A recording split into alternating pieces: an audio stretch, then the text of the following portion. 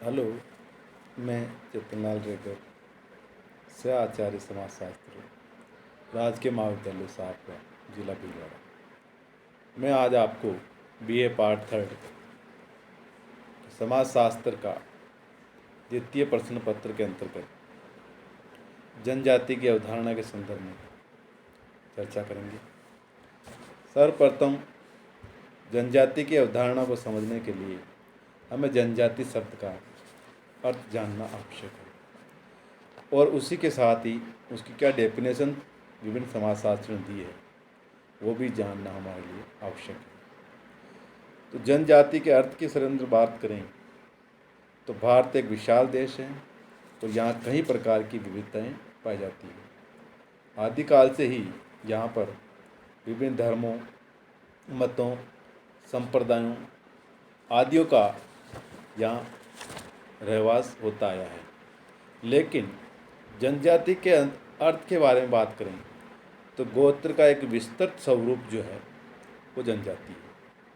अर्थात ये खानाबदोश, जत्थे, झुंड, गोत्र या अर्धांश से अधिक विस्तृत एवं संगठित होती है। अर्थात जनजाति की जो परिभाषा है के संदर्भ में गिलिन एवं गिलिन ने लिखा कि स्थानीय आदिम समूह के किसी भी संग्रह को जो कि एक सामान्य क्षेत्र में रहता हो, एक सामान्य भाषा बोलता हो और एक सामान्य संस्कृति का अनुसरण करता हो, उसे हम एक जनजाति कहते हैं।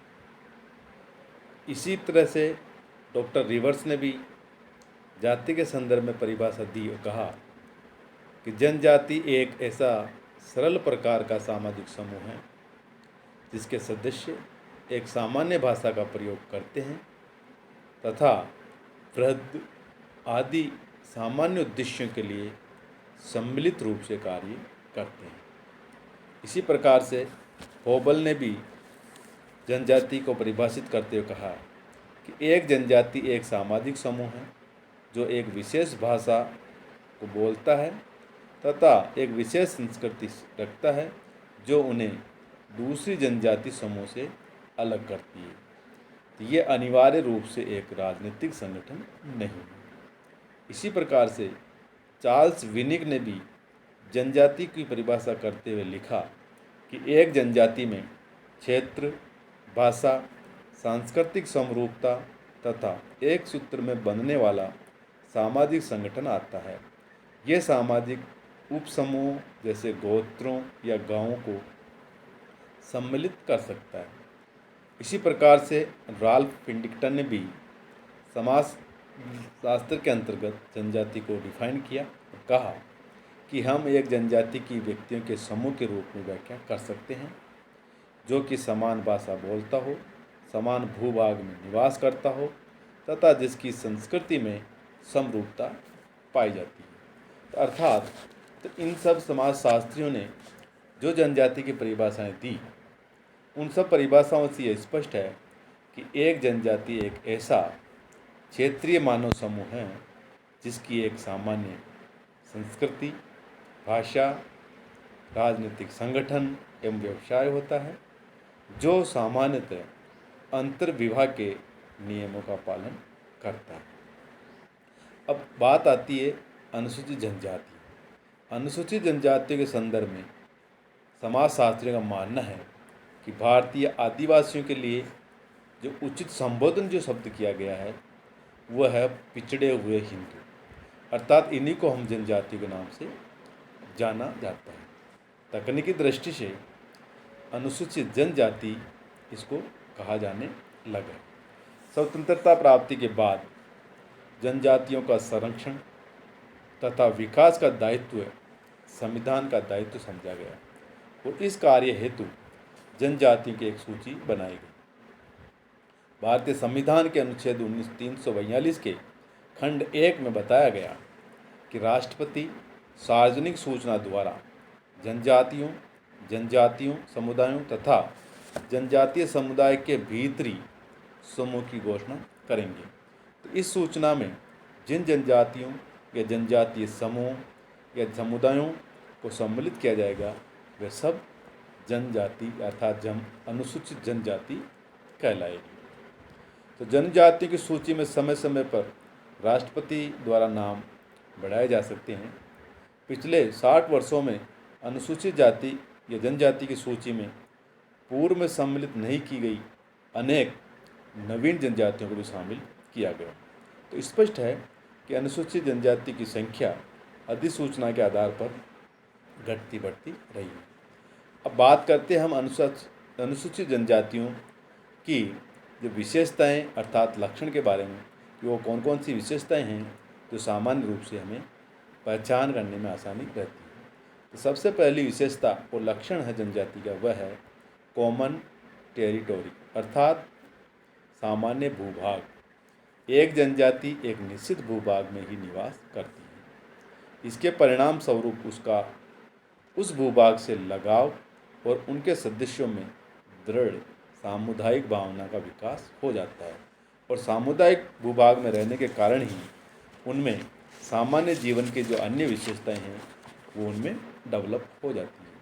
तो डॉक्टर रिवर्स ने भी जनजाति के लिए एक निश्चित भूभाग को आवश्यक नहीं मानते बल्कि उससे ज़्यादा मानते। दूसरी विशेषता है कॉमन लैंग्वेज अर्थात एक जनजाति के लोग अपने विचारों का आदान प्रदान करने के लिए एक सामान्य भाषा का प्रयोग करते हैं और भाषा के माध्यम से ही वह अपनी संस्कृति का हस्तांतरण दूसरी पीढ़ी से तीसरी पीढ़ी में अर्थात एक पीढ़ी से दूसरी पीढ़ी में करते हैं। तो सभ्यता के संपर्क के कारण कई जनजातियाँ द्विभाषी भी हो गई।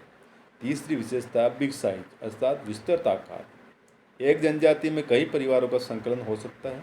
इसमें कई वंश, समूह, गोत्र, भ्रातृत्व दल आदि होते हैं। यही कारण है कि इनकी सदस्य संख्या अन्य क्षेत्रीय समुदायों से अधिक होती है। चौथी विशेषताएं इसमें जो बताई गई है वह है अंतर्विवाह। एक जनजाति के सदस्य अपनी ही जनजाति में विवाह करते हैं। 5 एक नाम। प्रत्येक जनजाति का कोई अपना अपना एक नाम होता है जिसके द्वारा उसकी पहचान होती है और उसके सदस्य उस परिचय के आधार पर जनजाति के आधार पर ही देते हैं। और इसी प्रकार नंबर 6 है विशेषता सामान्य कल्चर अर्थात कॉमन कल्चर। सामान्य संस्कृति अर्थात एक जनजाति के सभी सदस्यों की संस्कृति जो है सामान्य होती है। उनके रीति रिवाज, प्रथाएं, लोकाचार, नियम, कला, धर्म सब सामान्यता पाई जाती है। इसी प्रकार से आर्थिक अंतर्निर्भरता। एक जनजाति अपनी सभी आर्थिक आवश्यकताओं को स्वयं ही पूरा कर लेने में सक्षम होती है। शिकार, फल फूल एकत्रित करने, पशुचारण करने, कृषि एवं गृह उद्योग आदि के द्वारा अपनी आवश्यकताओं की वस्तुएं जनजातियों के सदस्य स्वयं ही जुटा लेते हैं। नंबर 8 है राजनीतिक संगठन। एक जनजाति का अपना निजी राजनीतिक संगठन होता है।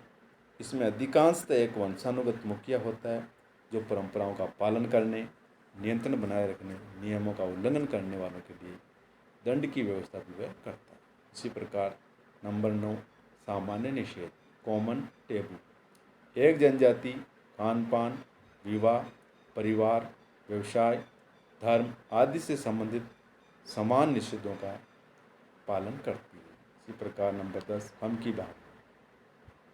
एक भूभाग में निवास करने के कारण एक जनजाति के सदस्यों में सामुदायिक भावना या हम की भावना पाई जाती है। इसी भावना के कारण वे परस्पर सहयोग एवं सहायता भी प्रदान करते हैं और संकट के समय एकता का प्रदर्शन भी करते हैं। इसी प्रकार 11 नातेदारी का महत्व। जनजाति में नातेदारी को महत्व दिया गया। जनजातीय लोग अपनी राजनीतिक, आर्थिक एवं सामाजिक संबंध अपने नातेदारों तक ही सीमित रखते हैं और उनके कारणों और प्रथाओं का भी पालन नातेदारी तक ही सीमित होता है। इसी प्रकार नंबर 12 धर्म। प्रत्येक जनजाति का अपना एक विशिष्ट धर्म भी होता है। इनके धर्म में प्रकृति पूजा, आत्मावाद, जीव सत्तावाद और मानववाद की प्रधानता देखी जाती है। ये लोग अनेक अवसरों पर कई प्रकार की जातीय क्रियाएं भी करते हैं। इसी प्रकार नंबर 13 जो लक्षण है जनजाति का वह है सामान्य पूर्वज। कई जनजातियां जो है अपनी उत्पत्ति किसी एक ही सामान्य पूर्वज से मानते हैं। तो ये पूर्वज काल्पनिक भी हो सकते हैं और वास्तविक भी हो सकते हैं। इस प्रकार इन्होंने जो है कई सामान्य पूर्वज की धारणा के आधार पर ही अपने आप को उस जाति से जुड़ा हुआ मानते हैं।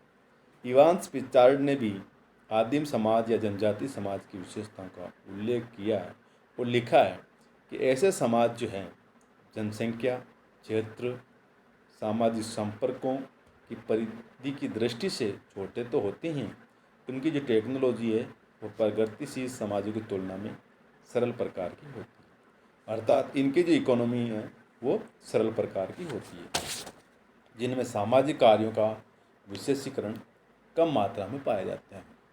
रॉबर्ट रेडफील्ड ने भी आदिम समाज की इन विशेषताओं को कुछ विशेषताएं और जोड़ दी हैं, जैसे इनमें साहित्य, व्यवस्थित कला, विज्ञान एवं आत्मविद्या का अभाव पाया जाता है। तो पिंडिकट ने भी समदिम और जनजातीय समाज की विशेषताएं बताई है, जिसमें कि आदिम समाज जो होता है, जनजातीय समाज, वो अनपढ़ होता है, निरक्षर होता है, इनमें केवल लेखन या लिपि नहीं पाई जाती। इसी प्रकार जनजातीय भाषाओं, समाज व संगठन भी सरल प्रकार का होता है। इनका निर्माण सबसे छोटे सामाजिक समूह जैसे परिवार, गोत्र आदि के आधार पर होता है। इसी प्रकार इनमें जनजातीय समाज में प्रौद्योगिकी विकास का निम्न स्तर पाया जाता है। इनमें नातेदारी एवं स्थान के आधार पर निर्मित सामाजिक संबंध अधिक महत्वपूर्ण होते हैं। इनमें आर्थिक विशेषीकरण एवं सामाजिक समूह की बहुलता का भी अभाव पाया जाता है। तो कहने का तात्पर्य कि भारतीय जनजाति के संदर्भ में कई सारी विशेषताएं जो हैं अलग अलग समाजशास्त्रों में बताई हैं। तो इन सब परिभाषाओं के आधार पर हम जनजातीय समाज की अवधारणा को स्पष्ट रूप से समझ चुके होंगे कि जनजातीय समाज क्या है। तो आज के लिए इतना ही। धन्यवाद। Thank you.